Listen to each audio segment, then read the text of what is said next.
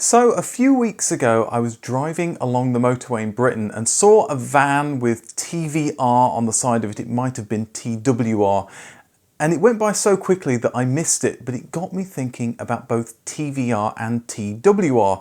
And you've asked me for videos about both of these car companies in the past, so I thought it might be fun to do a mashup where I go through the histories of both TVR and TWR together, sort of chronologically.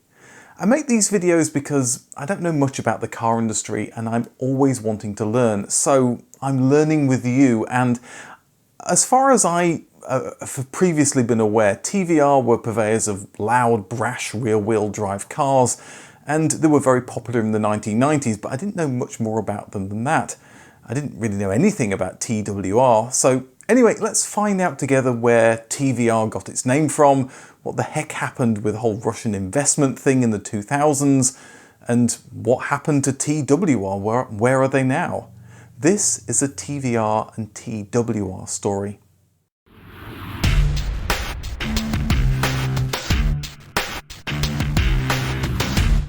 Tom Walkinshaw, the man who went on to found TWR, or Tom Walkinshaw Racing, was born in 1946.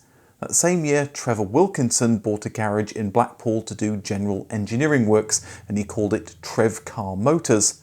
The company would steadily move into car and truck servicing, eventually being renamed as TVR Engineering, TVR being a shortened version of Trevor's first name. By 1949, TVR had built its first original chassis, the TVR1. Apparently, it wasn't much of a looker, and it didn't have much luck either. It crashed even before it got a body, and once it had one, it crashed again and had to be salvaged for parts. That wasn't a great start for TVR, but things would improve with the TVR 2 and 3 in 1952 that were used for competition. These first three cars had used parts from the Morris 8, but the next car, dubbed the TVR Sport Saloon, would use bits from the Austin A40. TVR sold the chassis and customers could add the fiberglass bodies themselves. Like the earlier cars, it was raced by Trevor Wilkinson himself, which helped generate sales, especially when it won. No two cars were exactly the same, as TVR tailored them for each customer's wishes. As the 1950s rolled on and sales grew, not just in the UK but in the USA as well, TVR gained investors and a corporate management structure. They kept iterating on the chassis and body design, still in limited numbers, producing a car that was first and foremost designed for the racetrack. With the existing company suffering heavy debts, the management team closed it, setting up two new companies to continue TVR's car sales. They went on to produce a new car, the 1958 TVR Grand Tourer. Like previous TVRs, it used suspension from existing cars such as the Volkswagen Beetle, Austin Morris, Austin Healey or Triumph, anything really that made the car better on the track. There was a choice of engines from Ford, Coventry Climax and Austin Morris. Given so many different parts, performance figures were pretty variable, but a Grand Tourer with a 1.6 litre MGA engine got to 60 in about 12 seconds and on to almost 100 miles an hour. The company continued to struggle with production, so although there was a healthy order book, the waiting list grew. TVR's founder, Trevor Wilkinson, was the production manager, so the board replaced him to attempt to fix the problem. Over time, Trevor's role in the company diminished and he left the company in 1962. Production issues continued. In 2 years, TVR had only sold 100 Grand Tourers. Things had to improve, and they did, again with new investors. The second generation Grand Tourer sold 400 cars in 2 years, but after spending big on motorsports events that didn't produce the wins the company was looking for, they were once again low on cash despite a new third generation Grand Tourer with a stiffer chassis and a new look body. The main business went bankrupt, with only an offshoot that produced the bodies remaining solvent. With the company barely ticking over, there was interest from Jack Griffith, the owner of a Ford dealership in the USA, in producing a more powerful V8 TVR. Work began by adding a Ford 289 V8 into the Grand Tourer, meaning the first car had bags of power, but with existing brakes and chassis the car was dangerous in the wrong hands. The goal had been to make something to beat the AC Cobra, and it would be refined and named the Griffith in honour of its American investor. The car certainly had speed, with a 0-60 time of just 3.9 seconds and a top speed of 150 miles an hour. But with a short wheelbase, this lightweight car was quite a handful. It would be followed up by the Griffith 400 and 600, but with financial problems at TVR's base in Blackpool, these cars were built in the USA. TVR developed a new car using the Griffith engine, the Trident, with a metal body designed by Carrozzeria Fisore in Italy. A prototype was displayed at the 1965 Geneva Motor Show, but TVR did what they did best and once again filed for bankruptcy. So I built a third one. That burned down, fell over, then sank into the swamp, but the fourth one stayed up. The rights to produce the Trident were sold, and it would be produced in Ipswich by the Trident Car Company.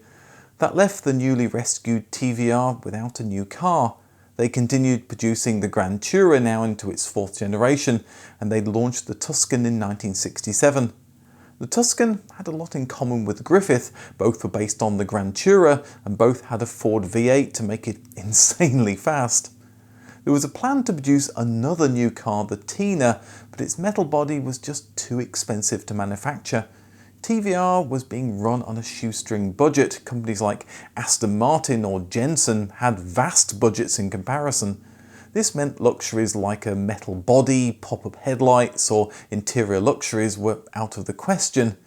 TVR was always a little stripped back and basic, which meant they continued to be seen as raw and lean sports cars meant for the track. Not a terrible image to have, but one TVR had to lean on out of necessity. So, with the metal body out of the question, later in 1967 the Tuscan was joined by the fiberglass-clad Vixen, an evolution of the Grand Tourer using smaller, more modern 4- and 6-cylinder engines that sold better in the UK than the Tuscan's large V8. Although sales were disappointing in the first year, TVR again made a loss. They would improve, and the Vixen sold over 1,000 cars in 6 years. The same couldn't be said for the Tuscan. It only sold 174 in 4 years, with many going to customers in the USA who'd been wowed by the Griffith. To help bolster sales, TVR went for a publicity stunt at the 1970 British Motor Show. They hired a model to pose nude on their stand, which of course generated lots of publicity. For the 1971 show they hired 2 nude models because of course 2 is better than 1. The show's organisers took a dim view to this and threatened to ban TVR from the show. All of this of course led to even more publicity and even more attention for TVR. In the meantime, a young Tom Walkinshaw had grown up and was racing MG midgets in his native Scotland. He would soon be winning championships and progressing to Formula 3 and Formula 2. As the 1970s dawned, TVR needed to update the popular Vixen and not so popular Tuscan. They do it with the 1972 M Series.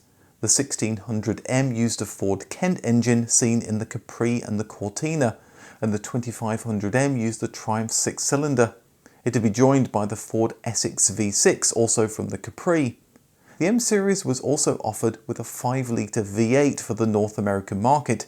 It used an all-new chassis designed so it cost less to produce in less time. The body was largely kept the same though, with only the bonnet and rear end restyled. TVRs had never been good with luggage. Most of the cars had the spare tyre in the boot, which could only be accessed by moving the seats. The M Series improved on this a little by moving the spare tyre to the engine bay, but luggage was still a problem, mainly due to using one solid fiberglass shell. TVR solved this problem with the Tamar in 1976, a 3000M with a rear hatchback. It proved popular, with almost 400 produced over its life. It would be joined by the open-top 3000S in 1978. As I mentioned in a short recently, although Morgan had problems importing their cars to the USA because they couldn't certify the engine, TVR managed to skirt US emissions rules and it remained a profitable market. Over 60% of their cars at this time went to the US or Europe. Today, companies embrace just-in-time stocking to maximise profits. TVR took the opposite tack, keeping 3 months stock on hand. In the 1970s, this was a necessity if you wanted to keep producing cars, given the widespread strikes in the car industry. And when they weren't trying to dodge strikes from component suppliers, TVR was innovating. Saab has been credited with popularising turbocharged cars in 1978, but TVR showed off a turbo at the 1975 British Motor Show. In the production car, it dropped the 0 to 60 time 2 seconds to 5.7. While TVR was making their cars faster and more practical, Tom Walkinshaw continued to race in the British Touring Car Championships. He decided to take a leadership role in the preparation of his BMW 3.0 CSL by establishing Tom Walkinshaw Racing, or TWR, in 1976. They soon moved on to modifying the Mazda RX-7, winning the British Touring Car Championships in 1980 and 1981, with Tom Walkinshaw himself winning the Spa 24-hour race. Over at TVR, the design of their cars were looking a little long in the tooth. They needed a new car for the 1980s with an updated design. The result was what would be known as the TVR wedges, starting with the Tasman in 1980. Despite having little money for development, the Tasman would be the first car to use a bonded windscreen and an aerial built into the rear window defrost element. TVR's management weren't actually fans of the new shape, one describing it as absolutely dreadful, but with limited funds, once they'd had it designed, they had to launch it regardless, they had no more money. When it launched, the press enjoyed the handling, but the high price and controversial styling put some customers off. Soon, TVR were on the brink of bankruptcy once again. Stop that, stop that! The company was sold to yet another TVR enthusiast with money to pour into a passion project of bringing a beloved car manufacturer back from the brink. They'd start by using the Rover 3.5 litre V8 engine from the SD1. The TVR 350i helped to drum up business, especially in Arab countries that didn't want Ford engines due to Ford's close dealings with Israel. Over time, different versions with body kits and tuned engines would look more aggressive with more power, using Kevlar instead of fiberglass for a lighter and therefore faster and better handling car. TWR was also interested in the SD1, and a TWR tuned version won the British Touring Car Championships in 1983 and 1984. TWR was showing that they were winners, and that attracts car companies like moths to a flame. In 1982, TWR started a relationship with Jaguar. They started racing the XJS both in Europe and Australia, and success would lead to Jaguar offering special TWR XJRS road-going models. As Jaguar exited government control, they extended the TWR arrangement to create the XJR6, a pure racing car with an exotic carbon fibre chassis. Unsurprisingly for TWR's first foray into car construction, it was unreliable at the start, but it would lead to the 1987 XJR8 that would win the World Sports Prototype Championship Drivers title, and the XJR9 in 1988, which was also a Daytona 24-hour and Le Mans winner. They soon hired a guy you might have heard of called Ross Brawn to design their cars. They created a partnership with Holden in Australia, recreating Holden's special vehicles to run Holden's motorsports efforts and produce custom performance cars for the public. TVR would source a 5-litre Holden V8 engine from TWR's Holden Special Vehicles in 1988 to try to give their wedge cars a little bit more power. So yes, there is a connection, however tenuous, between TVR and TWR.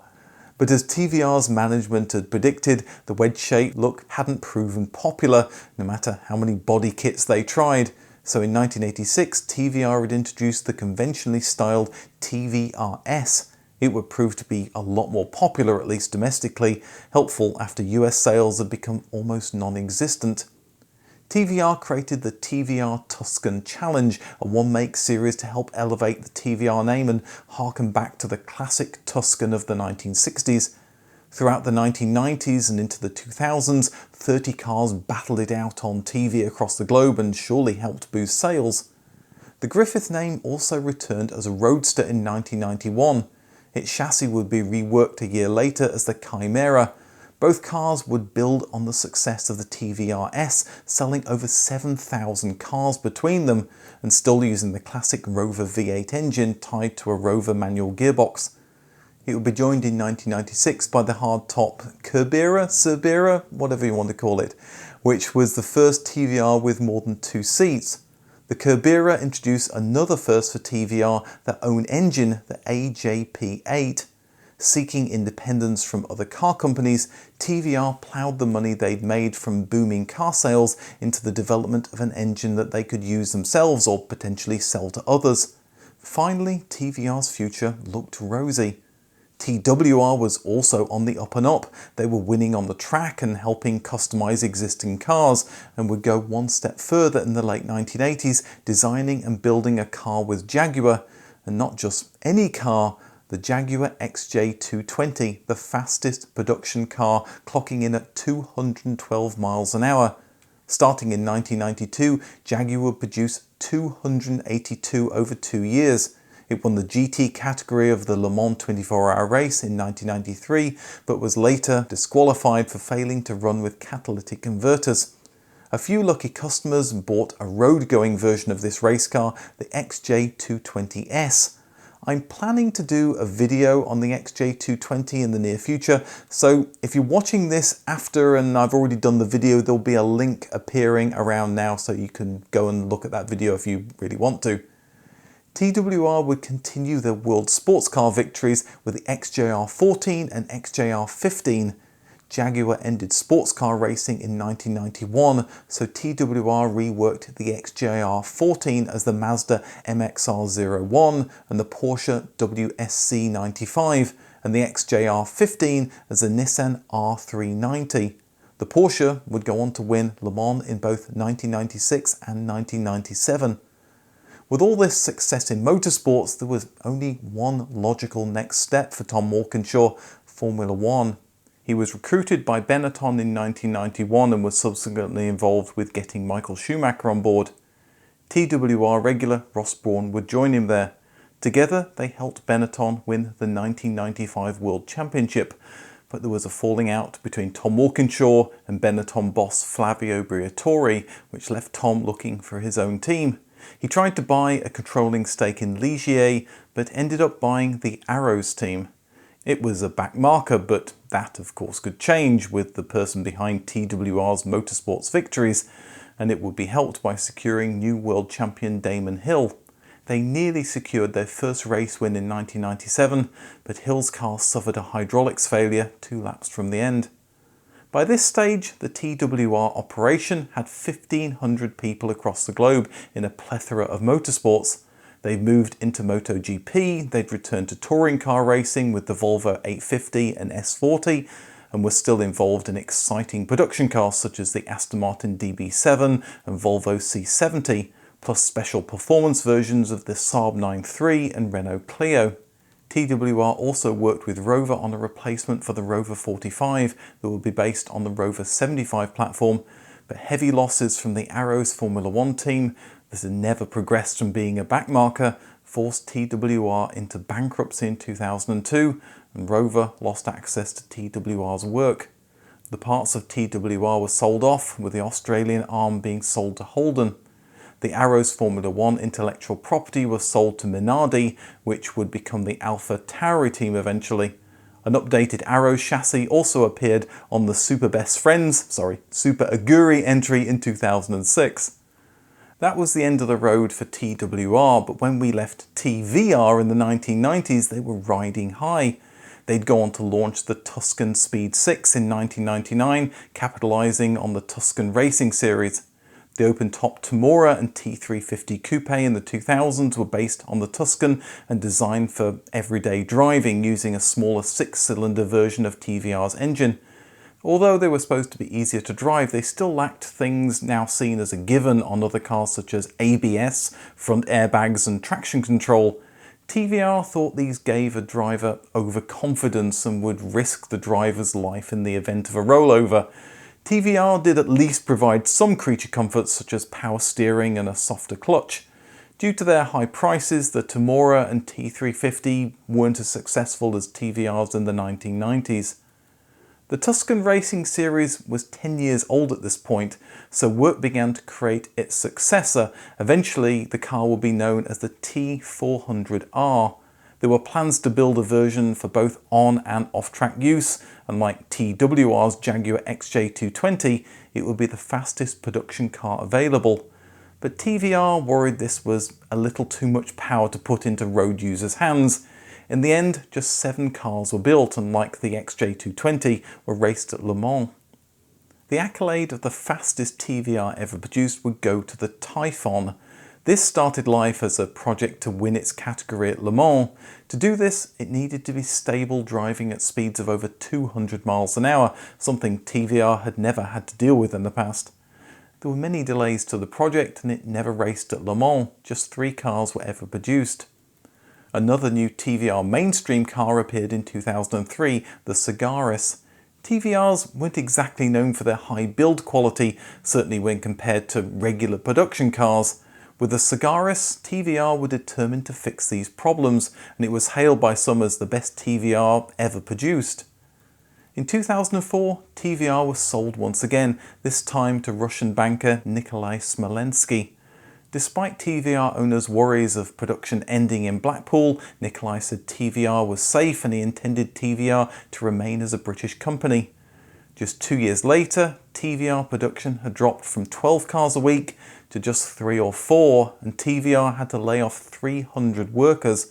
Later that year, TVR announced production would move to Turin, with only engine production remaining in the UK.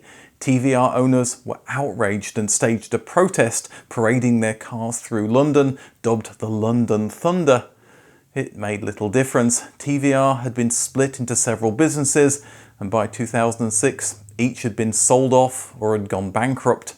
Stop that! Stop that! Stop it! Stop it! The business assets were sold to the highest bidder, a guy called Nikolai Smolensky, who detailed plans to produce 2,000 cars by 2008.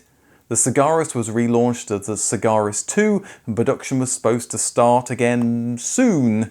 Nothing came of that, but by 2010 TVR said production would restart in Germany this time. That deadline also came and went. In 2013 it was reported that TVR had been sold once more to 2 British businessmen, one of whom used to own the games company behind Populous. With no TVRs being manufactured, their first step was to set up a business to get genuine TVR spares to existing customers. The next job was to start development work on a new car in partnership with Cosworth and using a Ford 5-litre V8 engine, the old TVR engine factory having closed down when TVR stopped making cars. The new car would reportedly be ready by 2017. Production would be in Ebb Vale in South Wales, and the Welsh Government made an investment into the project.